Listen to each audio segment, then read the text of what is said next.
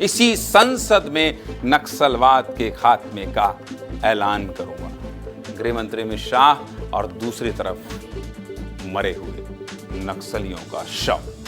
आज कल हुई कार्रवाई पर केंद्रीय गृह मंत्री अमित शाह ने जो कहा है, इस तारीख को, इस दिन को और उस समय को नोट कर लेना चाहिए। कोई कैसे इस कमिटमेंट के साथ कह सकता है कि दशकों से चली आ रही है नक्सलवाद की समस्या, इसी संसद में नक्सलवाद के खात्मे का ऐलान करूंगा। मार्च 2026 केंद्र सरकार के संकल्प और साय सरकार की रणनीति ने नक्सलियों के खात्मे की डेडलाइन तय कर दी है।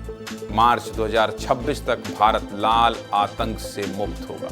हमारे जवानों की ताबड़तोड़ कार्रवाई से नक्सलवाद आखिरी सांसें गिन रहा है। एंटी नक्सल ऑपरेशन को आगे बढ़ाते हुए जवानों ने 30 नक्सलियों को मार गिराया है। 30 नक्सलियों को मार गिराया है। जवानों की सफलता की गूंज आज राज्यसभा में भी सुनाई दी है।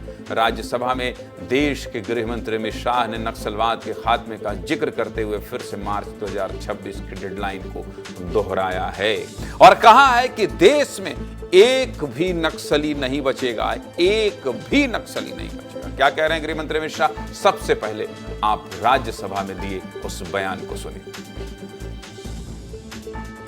मगर नक्सल को पॉलिटिकल समस्या समझने वाले शासन जब होता है तब क्या होता है, और विकास के साथ साथ सुरक्षा की दृढ़ता के साथ काम करने वाला शासन आता है तो क्या होता है। एक ही साल में 380 नक्सली मारे गए, इसमें कल के 30 जोड़ना बाकी है। यही छत्तीसगढ़ था, यही पुलिस थी, यही सीआरपीएफ थी, यही भारत सरकार थी। सिर्फ वहां सरकार कांग्रेस की। भाजपा सरकार आई, एक ही साल के अंदर 2619 नक्सलियों की फौज या तो सरेंडर कर गई, या तो अरेस्ट हुई, या तो मारे कि जो मारे गए हैं उसमें बहुत सारे इनके प्रमुख नेता हैं।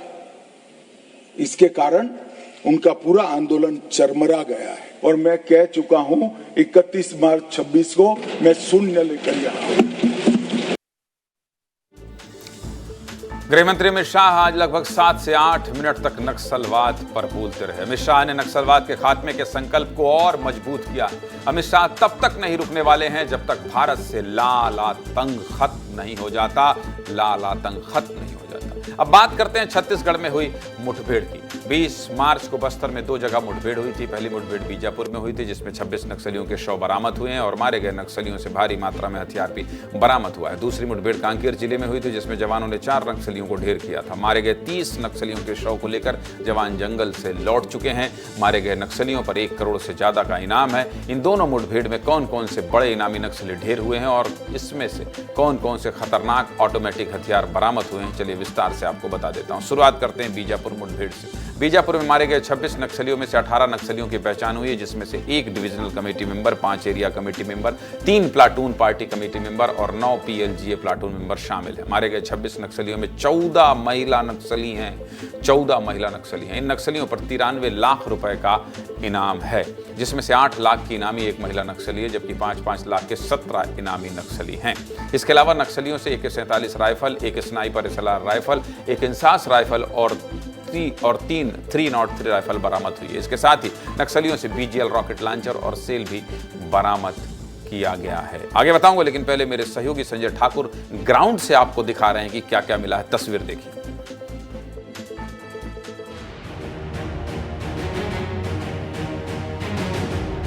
एक्चुअली एक बहुत बड़ी युद्ध की तैयारी कर रहे थे, लेकिन उस युद्ध की तैयारी से पहले ही जवानों ने नक्सलियों के मान में घुसकर उन्हें एक बहुत बड़ा चोट पहुंचाया है। ये वो नक्सलियों के शव हैं जो इस पूरी मुठभेड़ के दौरान ढेर हुए थे। यहाँ AK-47 इंसास जैसी बड़ी राइफल से ऑटोमेटिक राइफल है। इसके अलावा 315 बोर जैसी बंदूकें। देखिए ये बड़े आकार के BGL सेल्स देखिए। इसके अंदर नक्सली लगभग 1 से 1.5 किलो बारूद भरते हैं। इसके साथ ही स्प्लिंटर्स भरते हैं। एक तो इनको मैन पावर का लॉस हुआ है, साथ में जो है देख रहे हैं बहुत सारे ऑटोमेटिक वेपन्स हैं। इस इलाके में 26 माओवादी कैडर का डेड बॉडी रिकवर करने के पश्चात उम्मीद है मतलब पश्चिम बस्तर डिवीजन कमेटी का काफ़ी हद तक उनकी संख्या बल कम हो सकता है। आने वाला बहुत जल्दी नक्सल समस्या को समाप्त करना और सुरक्षा बल सदस्य के सबका मनोबल काफ़ी मजबूत है। बीजापुर की बात हो गई, अब बात करते हैं कांकेर की। कांकेर और नारायणपुर बॉर्डर पर हुए मुठभेड़ में 4 नक्सली मारे गए थे, जिसमें 2 नक्सलियों की पहचान हो गई है। इनमें से एक 8 लाख का इनामी नक्सली लोकेश हेमला है। मारे गए नक्सलियों में से 5 हथियार बरामद किए गए हैं, जिसमें एक SLR राइफल भी शामिल है।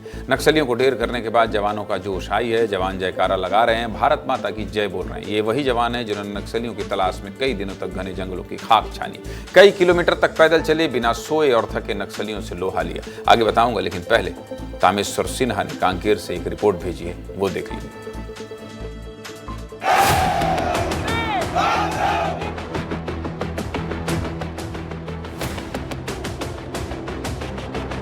एक सफल ऑपरेशन के बाद जो है अब नक्सलियों का शव जो है पुलिस मुख्यालय लाया गया है। अब हथियार है वो बरामद किए गए हैं, गोलियां हैं। ये 4 डेड बॉडी है जो यहाँ पुलिस मुख्यालय में रखा गया है। कम से कम 45 से 40 लोग उसमें शामिल हैं और राजमन SZC और विजय रेड्डी SZC और DVC ललिता, इन तीनों का टीम वहाँ होने का हमें खबर मिला है। अभी ऑपरेशन की जो रीच है काफ़ी बढ़ गया है और इसमें आप देखेंगे बड़े नक्सल सरेंडर भी कर गए।